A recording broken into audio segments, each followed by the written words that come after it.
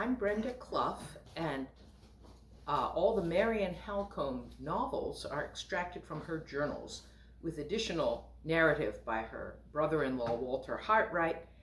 In this bit, which is from the 12th Marian novel, Servants of the Queen, her husband, Tsan Ziyahn Lord Sze, who is an Asian pirate prince, is addressing the Travelers' Club in Victorian London.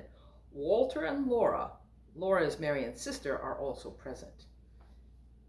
Marian, Lady Se's journal. London brims with societies, clubs, and associations of every flavor.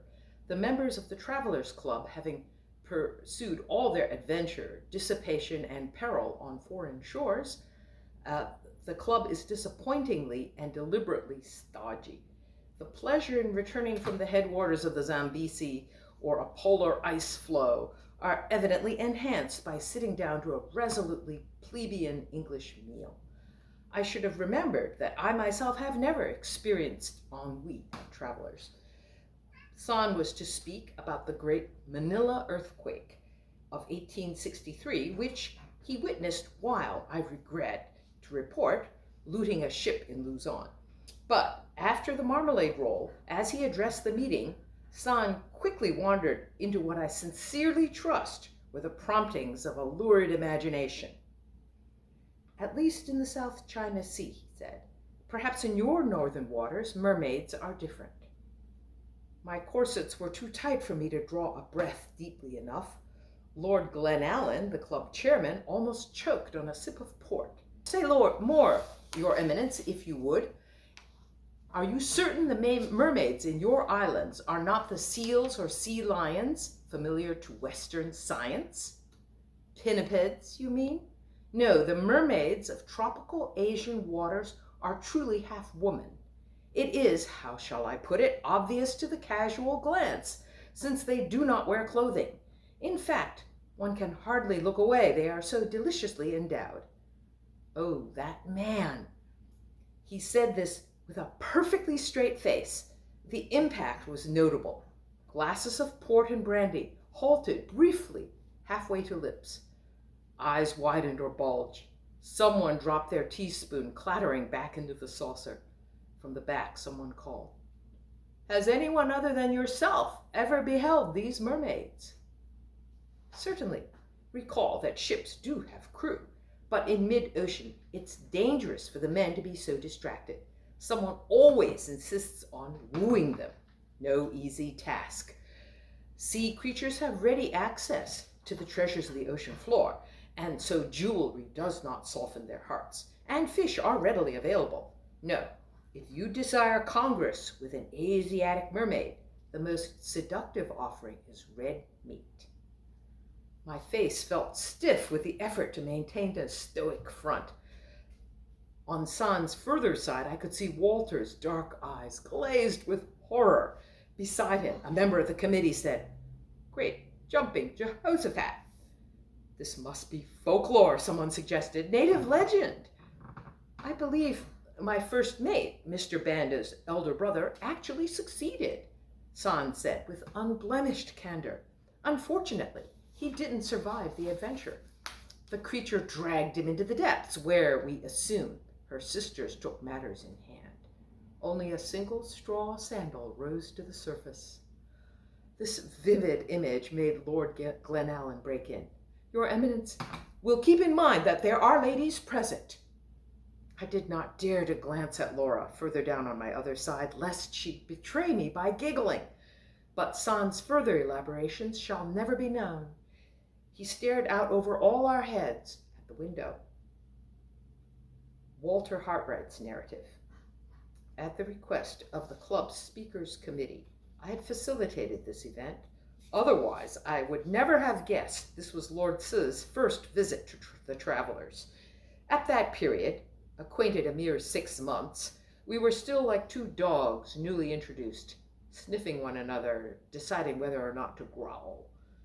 On that evening, my new brother-in-law spoke with complete aplomb in fluent English. Perhaps Marian helped write his speech for him. He'd been diverted into an account of mermaids. Surely a lady of taste and blood like Marian would not have written this. But then Lord Sze halted in mid-sentence. Already tall, standing at the head table, he could easily look out over all our heads.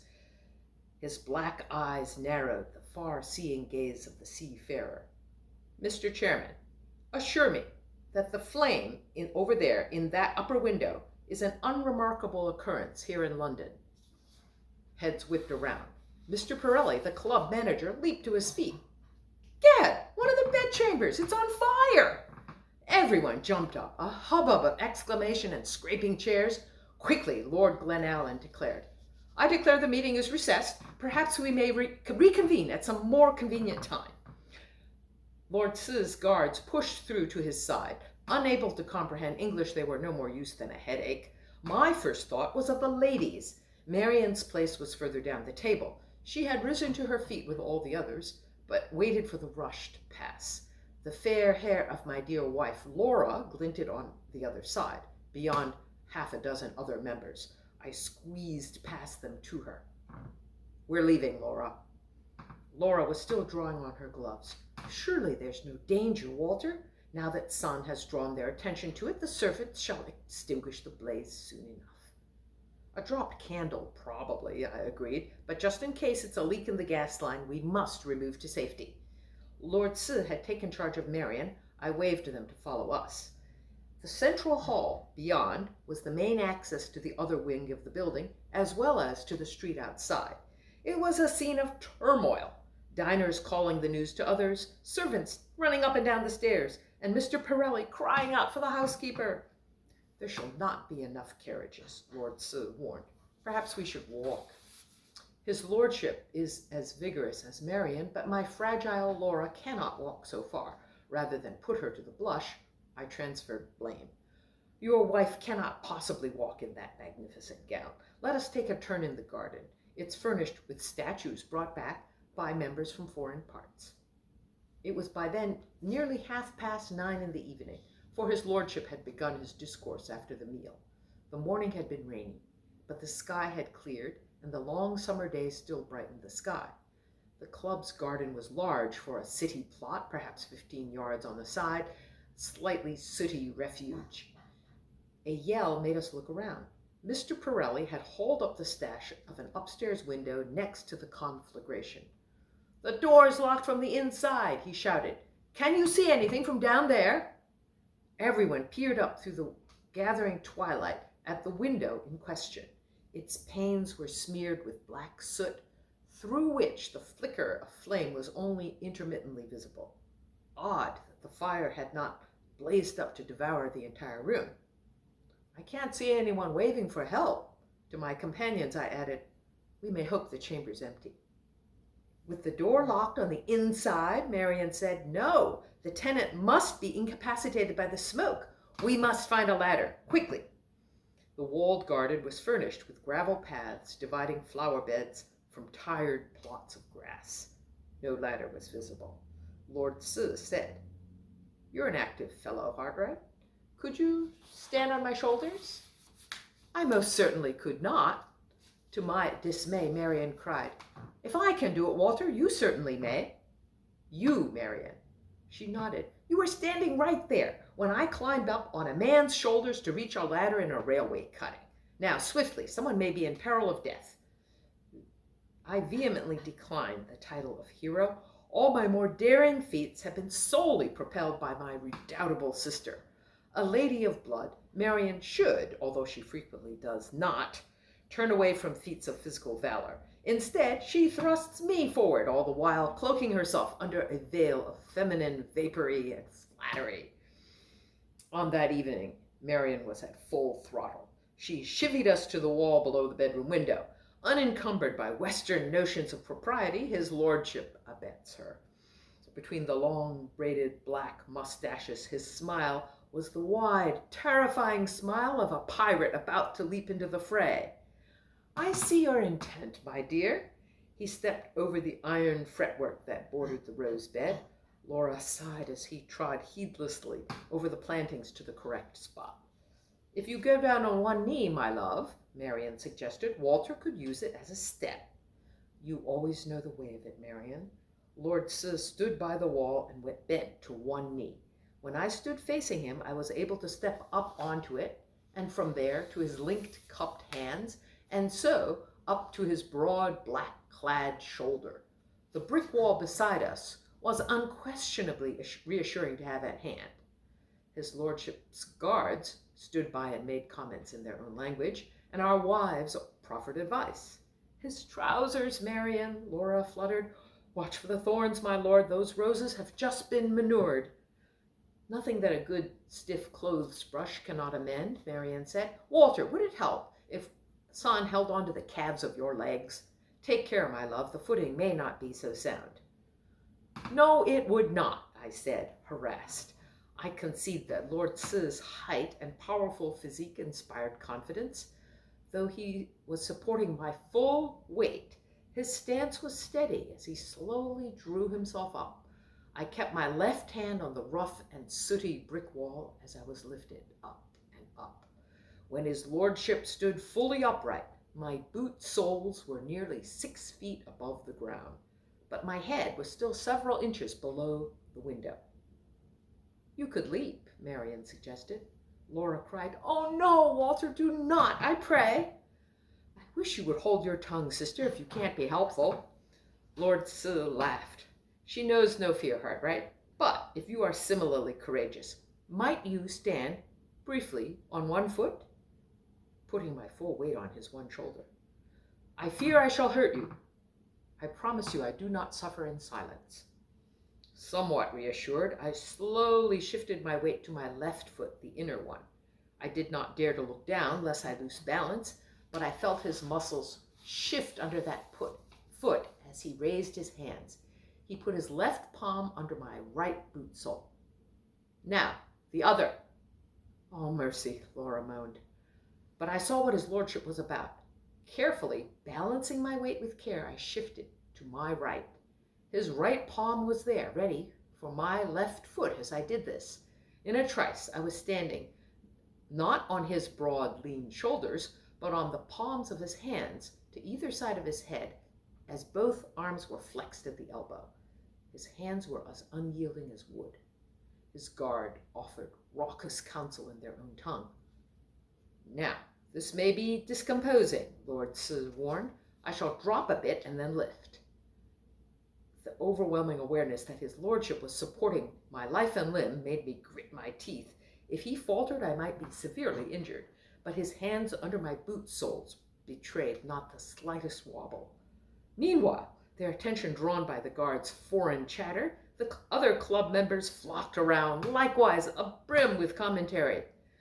As good as a circus, by Jove! Gad, Mr. Hartright, you shall break your neck. My dear fellow, do you need me to hold your hat? And the padre cried, Oh, Lord have mercy, the rose bushes.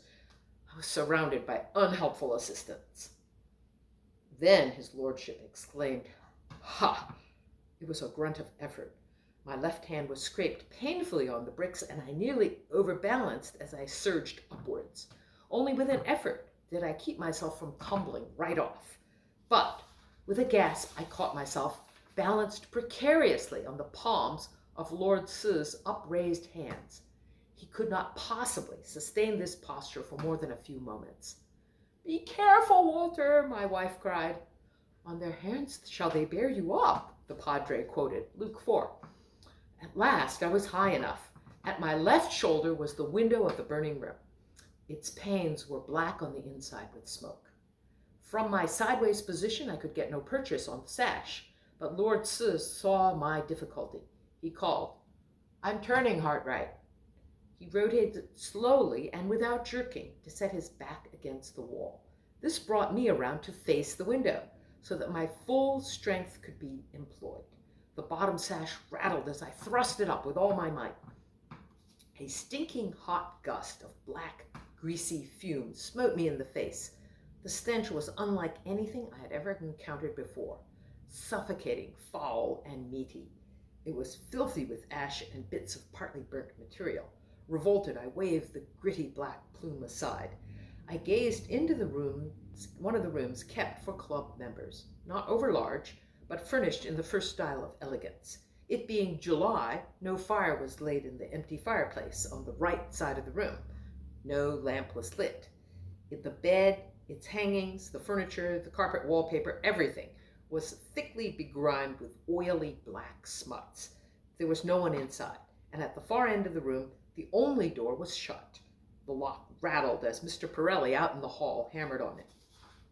But then I noticed the wing chair facing me on the further side of the fireplace. It was visibly the center of the conflagration, the seat burnt down to its frame, the stuffing of the high curved back, charred black. Even as I watched, fresh flame leaped up from what remained of the overstuffed arms. Forcing the window open had let in air upon the smoldering embers. A draught thinned the greasy fug yet more. There was something long and black propped up in the armchair in the corner of the seat, a charred log. And, oh God, in front of the chair stood a pair of ordinary men's boots. Something was sticking up out of each one. 2 blackened bones from a leg of mutton? No, my stomach seemed to turn right over in my middle as I realized these were the leg bones of the wearer of those boots. Whoever had been sitting in that armchair had burnt to death, entirely alone and without the help of match or flame. Cases of spontaneous human combustion are not unknown. Mr. Dickens has written of them in a novel, but this was the first time I had ever confronted one in all its gruesome reality. A shout of horror burst from my throat, and I thrust myself back. It was a fatal error. Balanced as I was on Lord Sce's uplifted hands, I immediately lost my equilibrium. I tumbled backwards as everyone shrieked in alarm. Only the crowd of onlookers saved me from injury. Wittingly or not, various club members broke my fall. Bowlers went flying, hats were crushed, bellows of alarm resounded. But I avoided the iron edging, the stone plinth supporting an African statue, and the brick path, crashing onto the patch of lawn with only the breath knocked out of me. I lay there dizzy and sick as chaos swirled over my head.